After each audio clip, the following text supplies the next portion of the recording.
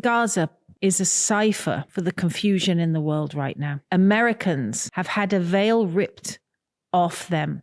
They've been shaken from the reverie of junk food and junk telly and junk lives to look and really consider, why are we here? There's no question that the impact of Gaza has touched on virtually every corner of the world and every segment of almost every society. I mean, we're talking about Muslims, but also non-Muslims. We're talking about leftists and Jews, and we're talking about mothers and grandparents and young and the such.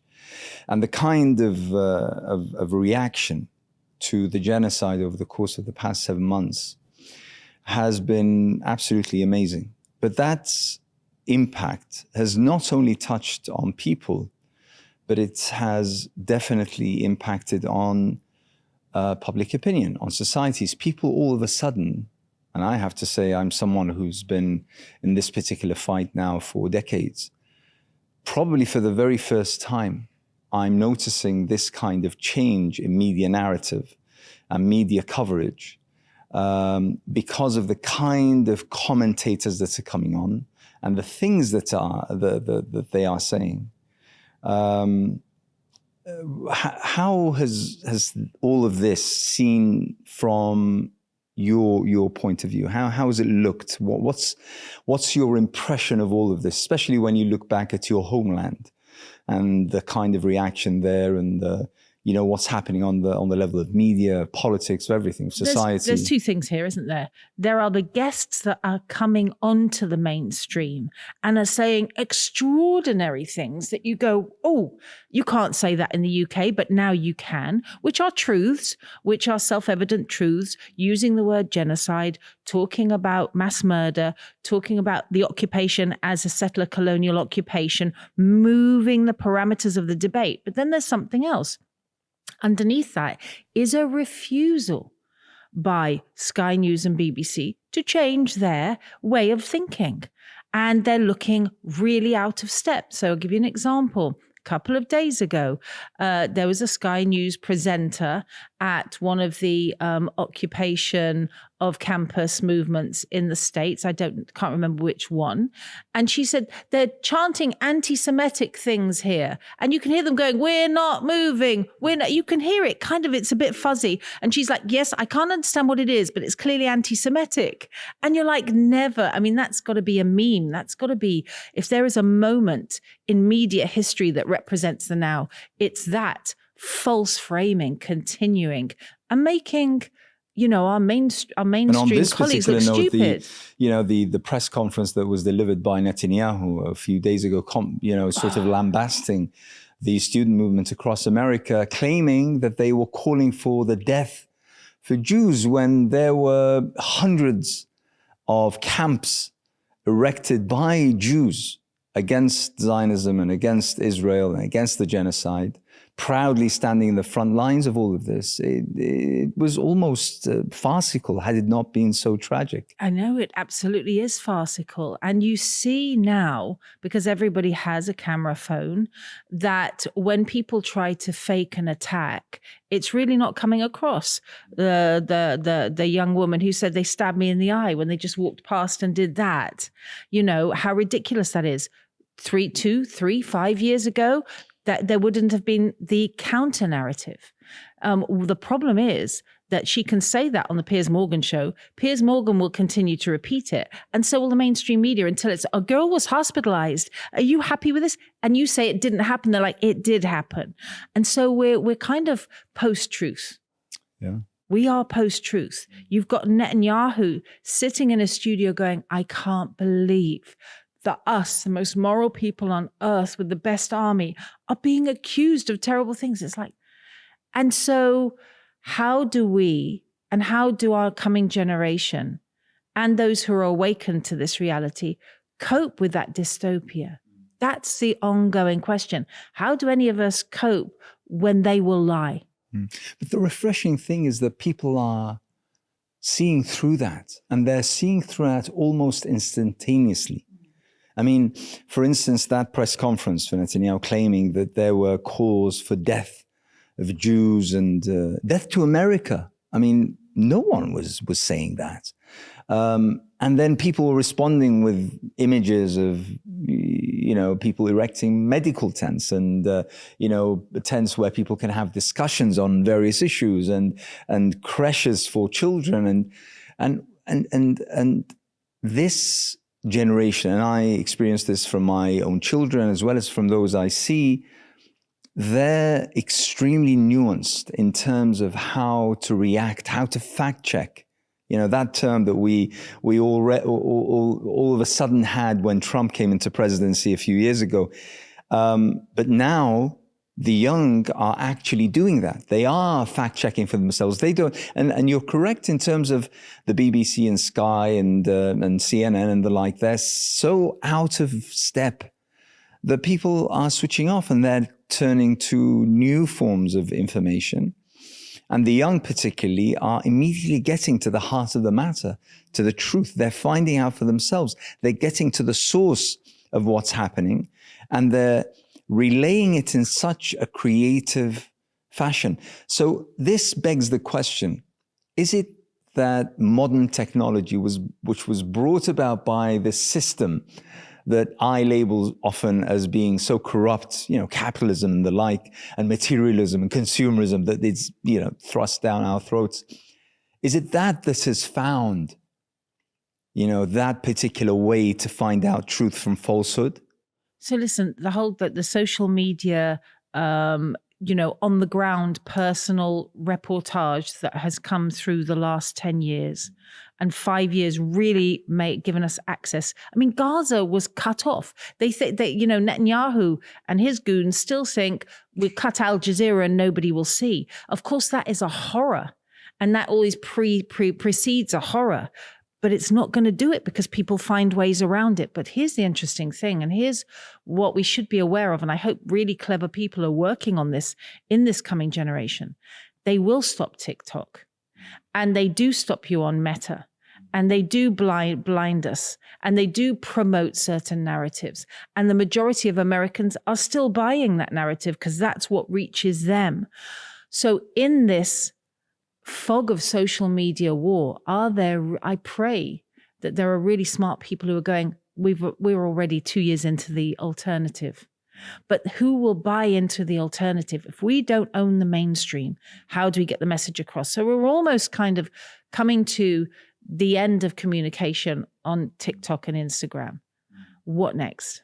Yeah. And the question, what next, is the question that everyone is asking about, because we've been through so many phases, I would say, or events, most of which unfortunately have been tragic and devastating, where we thought that these were going to be the transformative events, but then they sort of... George Floyd.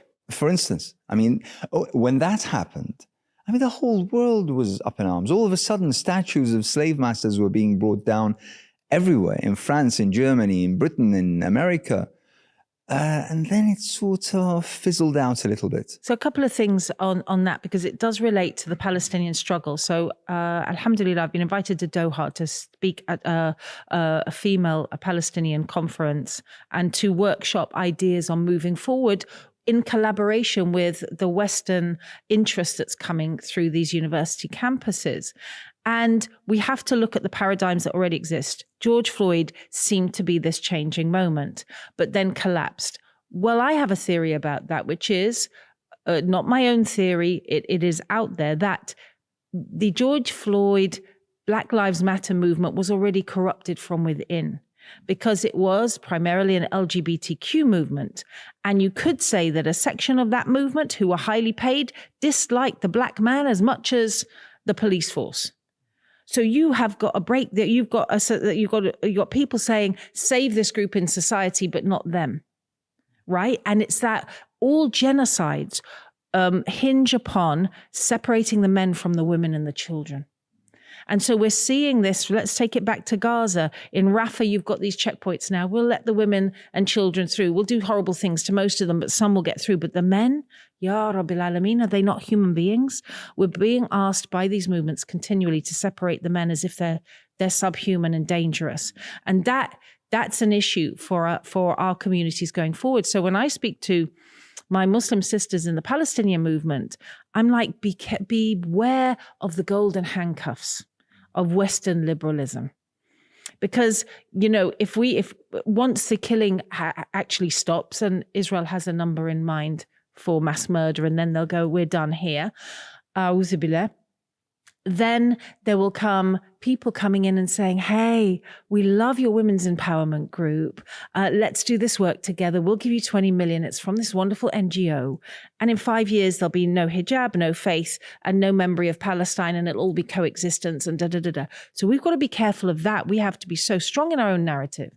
And I think I get the sense that a lot of the youngsters from UCL, from Goldsmith, from all of the Columbia, because of the George Floyd movement, they actually are awake to needing somebody else's narrative to be alive and to allowing that. So yes, it wasn't a success in that laws didn't change. Not one life has been noticeably saved, unfortunately, on the streets of America, right? Nobody's got wealthier. No repayment has been made. But those kids were still impacted enough, inshallah, to accept another person's narrative as gold and worth protecting. Is it also fair to argue that all of these events that I alluded to for the past, let's say, 25 years, they have sort of played an incremental role, maybe, step by step, in order for us to arrive at this particular moment where there is this mass explosion of emotions, as well as convictions, as well as a search into the fundamental ideas or so-called values of the fathers, of the bastions of democracy and human rights of the past 50 years or so. Is it fair to say that they have played that role? I mean, for instance, I go back to the anti-war movement that started in 2001, 2002, 2003. Well, I'm glad you brought that up. Because I don't at the moment know where I stand on protests. On the one hand, this wonderful dynamic energy brings people together. On the other, it's millions of hours that could be, not should, but could it be spent somewhere else? Isn't this controlled dissent?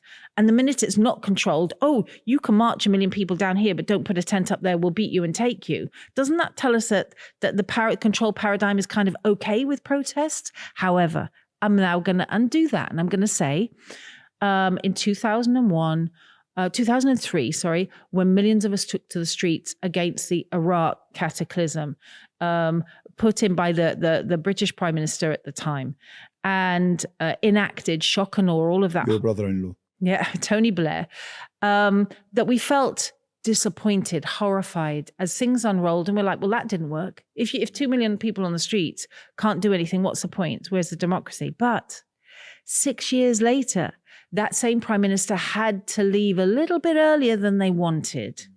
And the Labour Party had to kind of maneuver itself and change its outlook because of that, because we dispersed, but we didn't forget. So I don't know, it's slow change, it's agonizing change. And you have to watch people die and be in pain in the midst of it. Mm. But in a way, I mean, whilst the devastation of Gaza is immeasurable and it's extremely, probably impossible to quantify, I mean, we continue to talk about these tens of thousands killed, tens of thousands injured, and thousands upon thousands under the rubble still. But it's not a numbers game. It's about the devastation of so many lives, of so many dreams, of so many potentials, of so many aspirations. It's about the devastation of the fundamental values which the Western world particularly held so high since the Second World War, and for which the wars in Afghanistan were fought, the wars in Iraq were fought, So many wars, so many conflicts But were around they the world. fought for that? We don't believe they were Well, fought for that. that was They were why fought for... people backed them, because they claimed that it was for human rights. It was for the liberation of women. The very same soldiers who are now arresting young girls across American and campuses. Forcing them out of hijab. And forcing them out of hijab and treating them in the most brutal ways. The very same. But it was only ever a veneer. So what's interesting is that veneer a harder sell now? Is it more fragile than it's ever been? Is it the pecking of a bird at the shell of an egg and something is about to emerge? You can't interfere with that process. It has to be peck, peck, peck and take that amount of time. Maybe. Inshallah, God willing. What's your impression as to the political discourse, the kind of argument that we need to use this moment in order to impact the political class, to tell them that we don't want this anymore, we want something else? What do you think of this? You're not going to like this. I don't believe in politics. I don't believe in any of it. You don't believe? I don't believe in this class of politicians as having any morality. Something has gone badly wrong with the human being, and it's nihilism. And it is a lack of faith. It's a lack of belief in God. And these, I'm sorry, they are godless, monetized, robotized human beings who you can't reach. It's akin to a physical pain to watch a girl stand up at a major talk of Hillary Clinton and say, children are dying in Gaza. My family just got killed. And she's like, can you get her out of here, please? And you're like, oh God, there are demons walking amongst us. How do we reach those people? They don't want us to reach them. They'll just build walls and put police in the way. Isn't it almost just write them off and do something different? I have to examine this more. No. I just don't believe that they have any ethics. I don't believe there's an ethical system. You have a point, but my investigation, if you wish, will depart from the point as to, well, in light of the kind of reality that we have. Okay, so the reality is sullied. Yeah. The reality is polluted on every single level. I'm with you. I think that the new liberal ideology that painted everything, that brought us this, that had the facade of democracy, but now, bit by bit, is being revealed as something akin to the kind of brutal dictatorships that we find across the Arab world, only in a nicer garb, in a suit and tie, in a, kind of neat cutlery sort of put in a French etiquette point of view, but is now being revealed by the people who are trying to change that kind of system. Is it a bit like the end of The Wizard of Oz? Right? A bit. Where Dorothy's standing there and there's this big voice, I will do this. And Yes. she goes behind, there's a little man going, And you look behind and then it turns out to be nothing whatsoever. Is it a bit of this? And the question is, okay, so how do we start to change all of this? How do we begin to address these issues? How do we get back on the right track, on the track towards building something else? Now, you and I are both Muslims. We have our fundamental beliefs in that, the entire universe is focused and the focal point is Allah subhanahu wa ta'ala. We all know that. But the fact is that the majority of people aren't Muslims and they do not depart from that same point. Well, now you've raised it. Okay, that's problematic. And that's problematic. Why? Because that void has been filled by nihilism. And nihilism is a structural belief where nothing exists, nothing matters. And that leads to depression, psychosis, and a very dark, gloomy way of looking at, let me just get what is here now. So when I'm talking about, I don't believe that the political process can work as it stands, I think we have to go deeper into Westernism. Westernism is I'm not so sure about white supremacy. I think, look, there is an umbrella of Westernism, which has been in place for 450 years. And part of that is white supremacy. All right. But the umbrella of this idea of we know what is best and we're going to take what we have and smash every culture until we, the small number, get it. And then you add that philosophy of nihilism, which has been coming through Foucault and through other philosophers in the last 100, 150 years, horrible, toxic, nothing means anything. The hope is, by the grace of Allah, this generation are finding a cause that matters. So I think this is a turning point? Yes. But it's Westernism we need to be looking at, not tinkering with a deliberately smashed system of politics. Mm.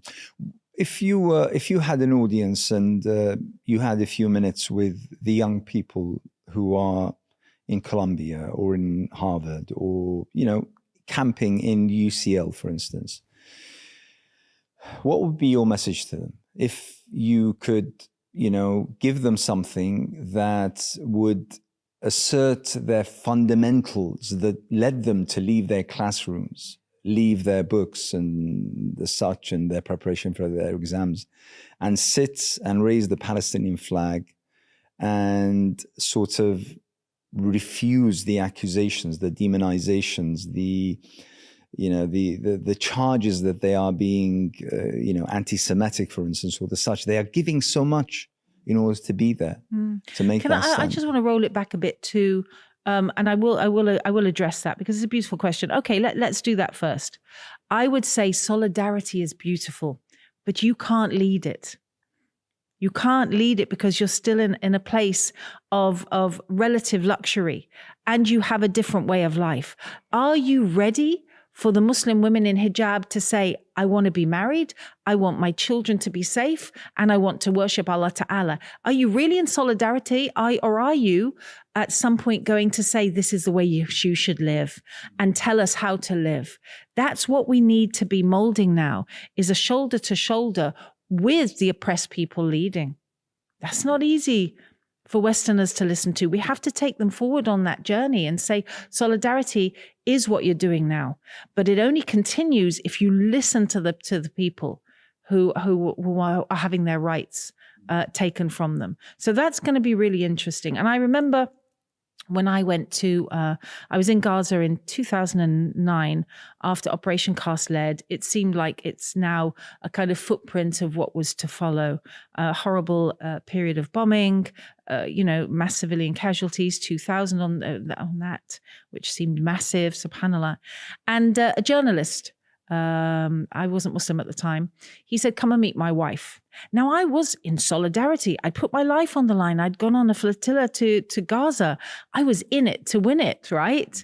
But still, I came from the West. I had my ideals of what freedom looked like. And in my mind, I thought, she's probably going to be really nice and really boring. Stay at home, mom, nothing to say. So I go to their apartment in Gaza City. And lo and behold, guess what? She serves a feast. I mean, I could not cook that if you gave me 10 days and a team of people with me. And this is something for a guest. And I'm looking going, well, she can do that because she's a stay-at-home mom.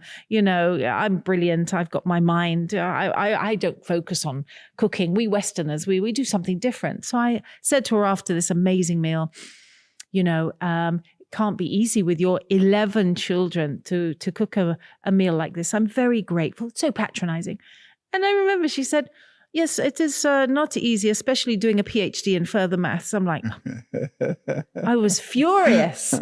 I was furious inside. And then she proceeded to very politely mop the floor with me intellectually 8 days till Sunday. And that was a lesson I had to learn. You cannot bring your preconceptions of who, what, where with you. You have to be constantly letting go. And they're very brave. And we love these kids. Are you ready to let go of what you think the world is? And if you are, then we can make a future together, inshallah. Again, I come back to where do you start? I mean, because you had this physical encounter. You had this face of it. You happen to go into this person's dominion, into their lives, see them firsthand. Not everyone around the world has that luxury. And especially now, I mean, come on.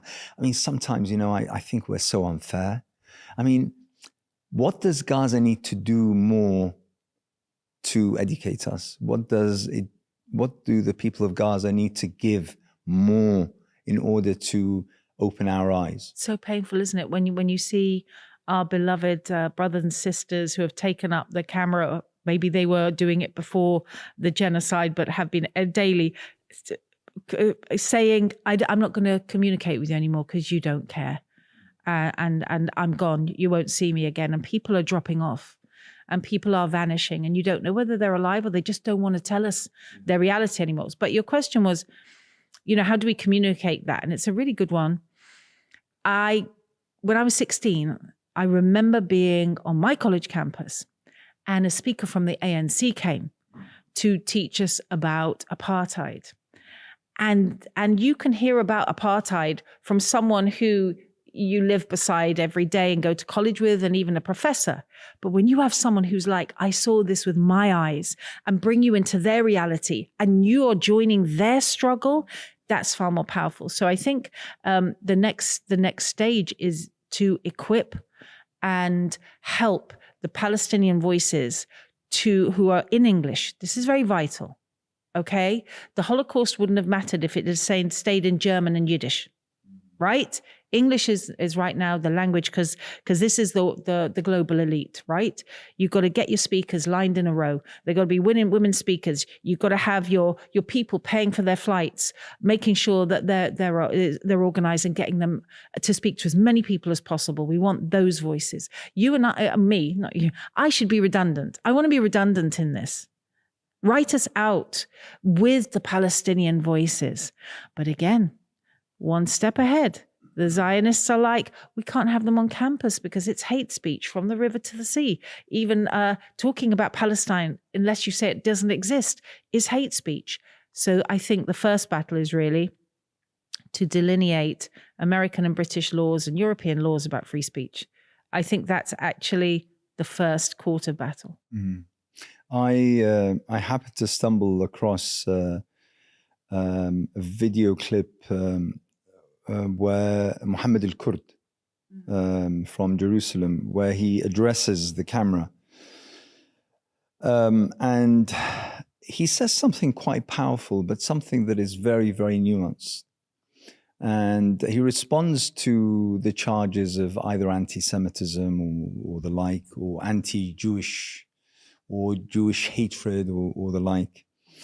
And he says something which, since then I've been thinking to myself, how can this be articulated in a clear, in a nuanced, in a concise way to today's activists, but also to the general public who are still undecided. And basically what he says is, listen, the fact that my house was robbed by invaders and settlers who happen to be Jewish is not my fault. You can't accuse me of Jewish hatred when it was someone who happened to be Jewish, who happened to be carrying the Star of David, who killed my neighbors, who ransacked my land, and who are now committing the genocide in Israel. Stop asking me this. It's not my fault. Had it not been someone Jewish, I would have stood the same. It just so happened that it was someone who happened to be Jewish, who was proud to use their Jewishness in order to justify the killing, the ransacking, the thieving, and the harassing. And still to this very day, I find that enormously powerful. It's been a very clever trick, hasn't it?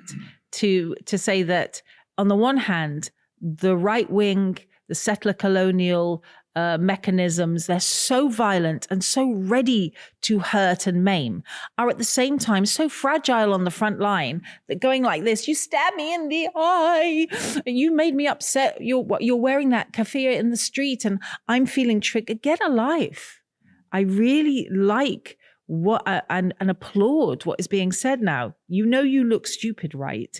This whole fake fragility thing, when behind the woman who falls to the ground and nothing's happened to her, are guys coming up and pushing our sisters. And these are associate professors of universities. Did you see that? Jonathan somebody who was in her face calling her the B word. And no, we don't put up with it.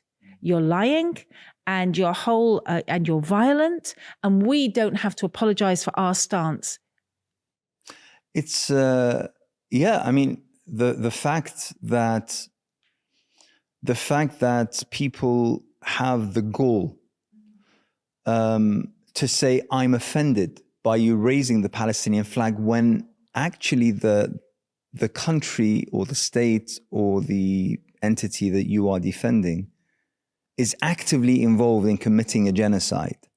And yet I'm the one who should look after your feelings and not raise the flag or not chant from the river to the sea. Anas, there's a deeper question here about who gets to be angry, right? Why is it always that the oppressed non-white person has to, appease and make a difference in a certain way? So I'll give you an example. You can march along this street, but you put a tent there and you can't. You're allowed to say peace and love, but you can't say free Palestine. Why, as long as we are forced to protest in a mechanism that is shutting us down, then we're not going to make a difference. So I really applaud all of our student leaders who are saying we're going to chant from the river to the sea. And that is actually not aggressive compared to anything that you're doing. I remember my husband said that as a man from the Caribbean, his most disappointing moment in the whole of the Root series, remember in the 1970s about the slave trade, was when Kunta Kinte, they finally caught had a moment of retribution potential against the slave master, and he threw down the whip and ran away. And he said as a black person, that made him feel sick, because he saw in that, that's how you sell the Root story. You've got to be nice in the end and play nicely with your oppressor, and we're going to delineate how that looks like. Yeah, it's. I think it needs a lot of introspection. It needs a lot of examination as to how we, even as activists, as people who believe in the cause, people who think that we stem from the right place and are saying the right things, I think much of our beliefs as well need a lot of examination. Telling the Palestinians from the left position for decades, don't talk about your own resistance, is a shame on the movement.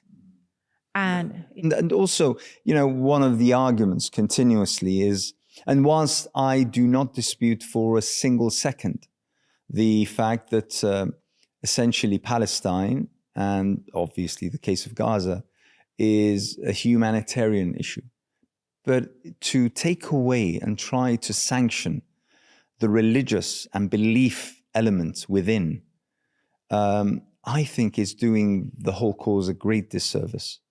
Well, where did that lead the Palestinians in the 1980s? It led them to the Oslo Accords. Thank you very, very much. We democratized. We dressed like you. We swallowed. I feel Palestinians. The Palestinians said that they've done this and they've swallowed the narrative. And here's Yasser Arafat. Here we are. And you just destroy the land from there on in. But in a way, you destroy us from inside as Muslims. That's what I'm talking about here. I'm talking about this as an ummah subject as well. Because there, like you say, there is definitely a move to, there are already people looking at what post-genocide Palestine looks like. Today, Tulkarem has a huge invasion by the Zionists on all different levels, chewing up the streets, smashing the houses, killing the young. And once they're done with that, and their dream is to push the Palestinians into an even smaller space, then the Palestinians will be told, now you can speak in this way and you can dress this way, and you've lost Al-Aqsa, but it didn't really matter because Islam is only beneath your question is one about land. There are outside forces who want this to be a flag-waving moment. because what has happened in the Arab world is ridiculous. Everybody behind their little flag, their little invented flag. So how old is your flag? 52 years. Oh, congratulations. And I die for my country. It's like, oh, really? Yeah, yeah. What I mean, since you brought up the subject,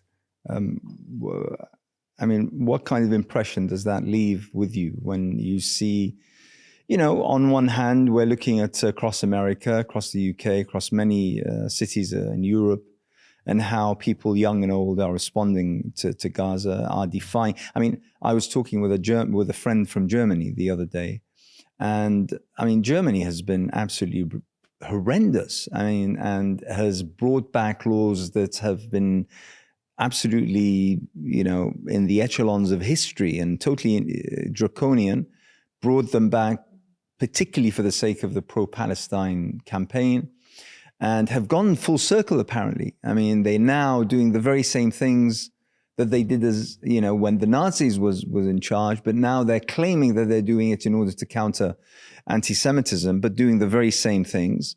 And yet he tells me that there is not a day that goes by without a demonstration with thousands upon thousands, sometimes hundreds of thousands of people. So are we not, I think the problem is we're not hearing the German voice. I haven't heard many Germans interviewed to say what it's like under that. We know that there's this tier of this broken political system who are making money out of the guns, bombs, whatever they sell to Israel, right?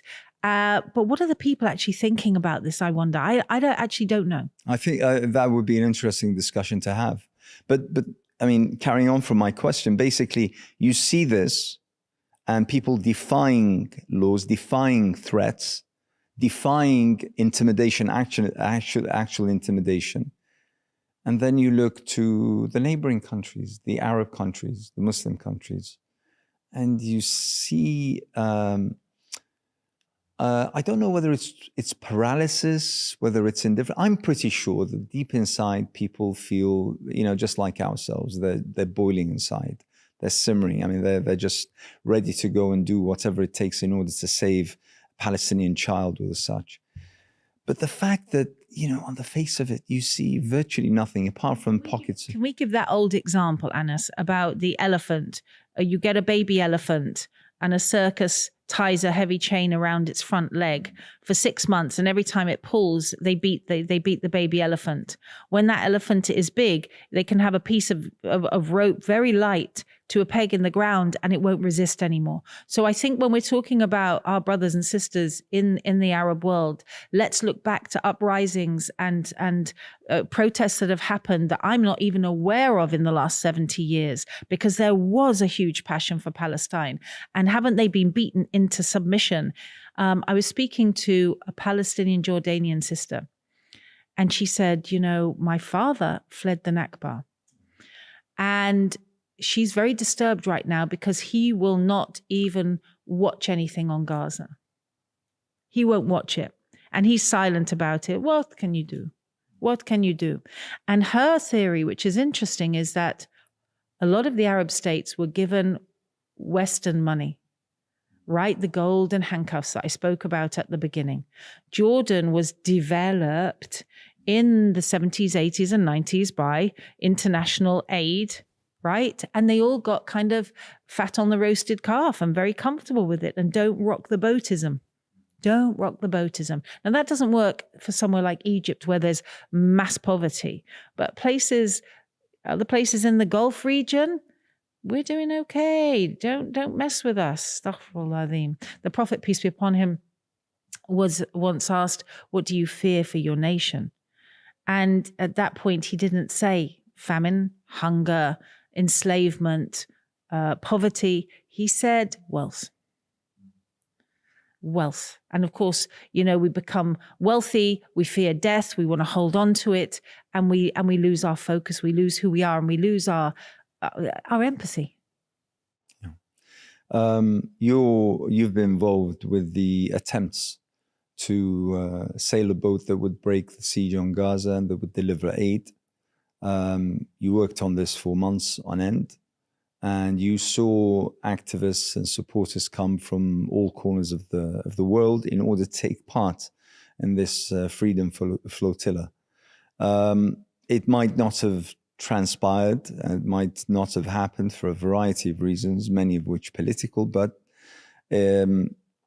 what was your impression? What did you think as you were making those calls, you were liaising, you were organizing, you were speaking to the media about this? Let me first of all not accept the premise of that question. I came on quite late because I offered some support with social media. So there are campaigns called the Freedom Coalition, and there's IHH, that the major charity in Turkey, yeah. and their strategy groups. I wasn't a part of that, but I have been, a part of it for the last 6 weeks, we can say. And I have met the people who were willing to put their lives on the line, because every of the 250 plus people who came from around the world to take these boats to Gaza full of aid knew that there was a high chance of Israeli attack.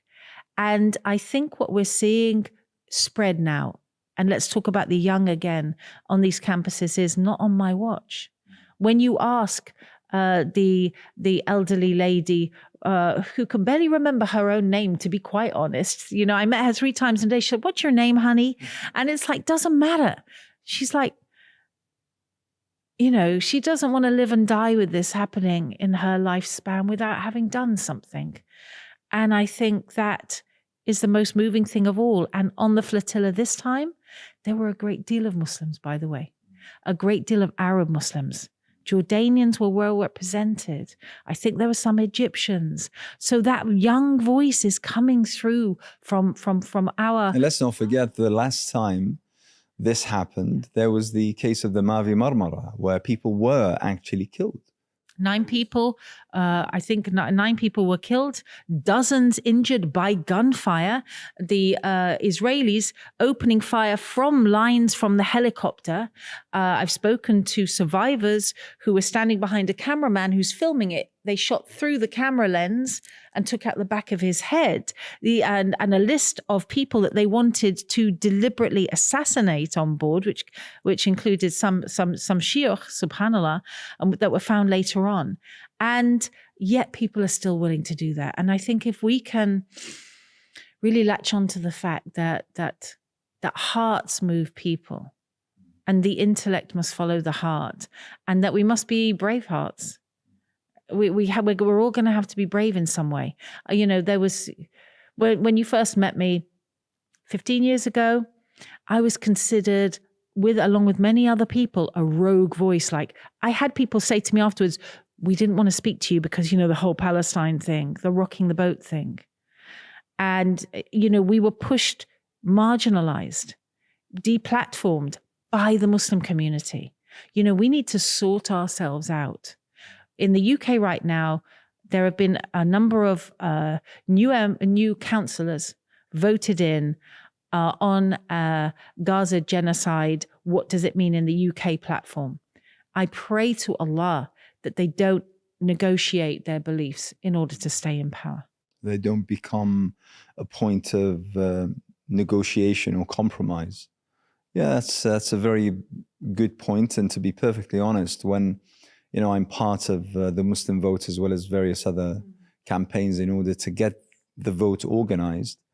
And I have to say that the question that comes up and we're confronted with more than any other probably is, what guarantee is there that once this person who is, saying all the right things right now might not change their position once they're in office? So the position then, and you'll know this better than me, is if you flood the market, then a percentage of them are going to get through, right? Hopefully they won't be alone. They won't feel isolated. They won't feel like they're surrounded and absolutely overwhelmed. Inshallah. Because we're very tired of the Baroness Wasis, and I love her dearly in a way, who are silent in government and then have to leave office in order to say what they actually think. Say it while you're there. Say it from day one. And by the way, that's not only Muslim politicians. Apparently, most politicians who leave office or are on the brink of leaving office, all of a sudden have this kind of revelation and start speaking and saying all the brilliant things. I've had journalists say that in BBC news offices, journalists, young journalists, are crying at news bulletins like, I'm writing this awful script. Where is the backup for them? Where is going to be their outlet? Are we creating structures that are going to say, we can bring you to this? Where are our young voices going to go? And I think that's where we need to be looking. What do you think British Muslims ought to be concerned with right now? I mean, obviously we have Gaza, we have Palestine, but what should they be thinking of? Because let me paint a picture. Within my circle of friends, which I'm talking about a couple of dozen, very close friends, we confide in each other and the such. There is quite a percentage of them who I would suggest are virtually tired of everything, and they're looking for somewhere else to go, to migrate, to raise their kids, to have families, and to sort of escape from, we used to talk about the rat race, but now it's more than that. It's about, whether you're talking about personal issues and the cost of living crisis, which is debilitating. It's that bad, as well as the narrative, the escalation and the rise in Islamophobia, as well as, and I'm sorry to say this, but whilst Britain remains far way ahead of France and Germany and the likes in terms of, the scope of freedom and the ability to be active and to say what you think, but comparing to where we were 10, 15, 20 years ago, it is nigh on, an autocracy almost. I mean, the kind of laws that are being brought in. I mean, we can mention the Rwanda law, but, you have the Borders and Nationalities law, which is just there lingering in the sidelines, just waiting to be at the fore. The ban on protests, the curtailing of freedoms of speech. What's happening to people who dare speak their minds, and what's happening in their jobs, for their future careers, for their pensions and the like. People, are now, I have to say, they're getting tired of where we are. But at the same time, when they ask me, because I travel around, so they come to me and say, Anas, where do you think we should go? Where do you think we should go? What's the good? I'll be honest, I wouldn't dare, give an answer. And that sort of fills me with sadness first, but also trepidation, because I am a believer that we still have a job to do, and that we can do that job. That job is not an impossible mission. It's a doable job. But we just need to, organize, open our minds, open our contact books, get in touch with people, Anas, and here's have a those question discussions. for you. Do you believe that Islam and attachment to the masjid is going to be a focal point from which beauty can flourish in the United Kingdom? And should that be the starting point? I would like to think so. And I think it is possible, but I don't think we're there yet.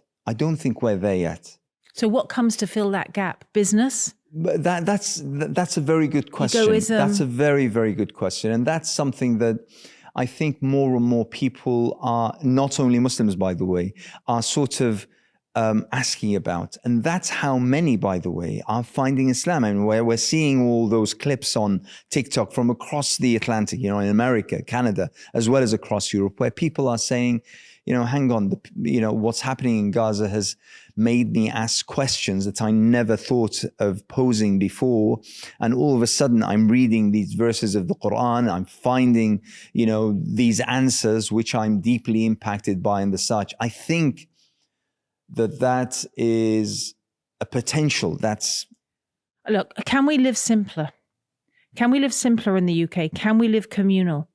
Can we opt out? We have so much money. We've got the poorest community in the UK and some of the richest, and that's a disconnect. And we need the money from the richest to really go into projects that are going to, at first and foremost, build up the solidarity with their faith, with goodness, with sharing what we have with those in need. I'll give you an example. There was 10 years ago a masjid who was asked by young women, why are you only having a creche for Muslims? We've got nothing here. And they started to invite them in, and gradually, and that's a beautiful thing. Other masjids offering free health checkups because you have to wait 2 or 3 weeks and you might not see the same doctor. We have a great level of professionalism in the UK. Can we focus on that? Yes, go focus on the politics, and it will or it won't work. But in the meantime, our criteria as mu'mineen, as believers, is to serve our community. When we start doing that, that's where we're going to make the difference. But that comes through us knowing the deen. And if we're still churning out kids with expensive degrees and no deen, well. One of my local mosques actually has the kind of facilities and space to arrange open mornings whereby pensioners come in for a cup of tea and a biscuit, just have a chat, just meet with each other. People who come across living on their own, meeting with virtually no one throughout days and days attend.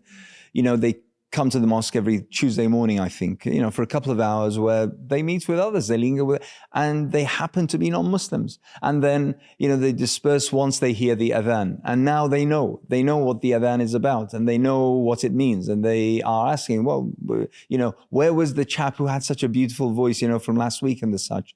So in a way, mosques have that kind of potential and capacity, but what I personally always talk about in whenever I'm talking or lecturing or such, especially to a Muslim audience, is that we need to understand, I believe, the teachings of the Prophet far better. In terms of, one of the things I constantly say, and I'm not being, a jurist here or posing as a jurist, but when I hear the concept of the ummah, I personally expand that to include everyone, because they are, the people amongst whom we live. Now, calling upon them, inviting them, providing for them, being at their service and the such, I think is the way in which to introduce Islam. We have the human community and we have the Muslim community, and the Muslim community right now needs to catch the human community. We've always needed to do that, but now with this, we circle back round to nihilism. Kids cutting themselves at 13 because they don't know why they're alive. I was speaking to a psychologist in Turkey, and a child psychologist. I said, what are you seeing? This is really interesting. Tell me. She said, the big thing that she's hearing is, I don't know why I'm alive, and therefore I don't want to live. Wow. We are there to catch that. And you made me tear up then, because, Europe has an aging population. Be nice to Muslims. We'll be looking after you in your old age. And alhamdulillah, we're equipped to do that. I know a wonderful convert sister. She's English as can be, and she's converted to Islam, and she looks after people at the end of life with such care. But you're not allowed to speak to them about, do you want me to speak to you about God? Would you like that? You can't even, and we just need to be there to catch the elderly and help them. And I was thinking about my grandmother, who was, Allah forgive her, a real racist. And I thought she lived in Wembley. And as Wembley was changing, I thought, if that old white lady is walking along a street and there's all our Asian and Arab brothers and sisters there, are they going to help her, or are they going to stick to their own? That's when we're not doing our job. That's when everybody has a right to resent us. Yeah. Okay. You've now seen matters, let's just say, from various perspectives. So I would suggest that you have an impression that isn't available to most people, because you've seen things from outside of Islam, from inside of Islam. You've encountered projects that are of a humanitarian nature, a political nature, and the such. And you've also commented on what is so wrong with the West, probably the world also. I don't know about China and Russia and such, I'm not an expert. But the Western world today about, do you foresee, because of Gaza, because of this reaction to Gaza, do you foresee a change of a major nature? Are we to expect a transformative moment anywhere in the near future? I mean, let me tell you what many young people tell me. They say, what's the use of the United Nations? They tell me about, okay, so the ICJ case presented by South Africa was absolutely fantastic to watch. It was a brilliant spectacle. Spectacle of democracy. But okay, so what's going to happen next? All of this, yet the mainstream media still fails to grasp the very basics of what is truly human. I mean, in media, we always tell young, budding media professionals that it's the human angle. It's the human angle. Okay, how much more human can you be? When seeing what's happening in Gaza. Yet, the failure to grasp this, to understand, and to reflect is staggering. But people are on board. I mean, they get this. They understand this. They're having the discussions amongst themselves. Anas, here's the thing. Gaza is a cipher for the confusion in the world right now.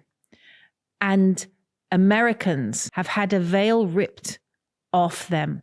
They've been shaken from the reverie of junk food and junk telly and junk lives to look and really consider, why are we here? Is there a purpose? These people have a purpose. Stay put. They have a purpose. Worship Allah. They have a purpose. Look after each other. Am I doing that? And I think that is the revolution that is happening, the self-reflection revolution, but in light of doing things for other people. Because this narcissistic decade that we've had, there's a great documentary, everybody please watch this, called The Century of the Self. Don't know if you've watched it yet, by Adam Curtis. I've heard of it. Yeah. Genius, right? We have been convinced to look into ourselves, and once I perfect myself, I'm going to be the right person to be around. And in the meantime, you do nothing. Well, I think that's been taken away. And I think the big outcome is we're in a fork in the road. I can't say what the outcome is. Are we going towards the end of the times? And in our tradition and our understanding, this is going towards the Dajjal and the preparation for that, Ya Rab, in which case this fitna is small. Or are we another chance for humanity to build something before that ultimately comes? Wallahu alam. Thank you, Lauren. That was fantastic, mashallah. Okay.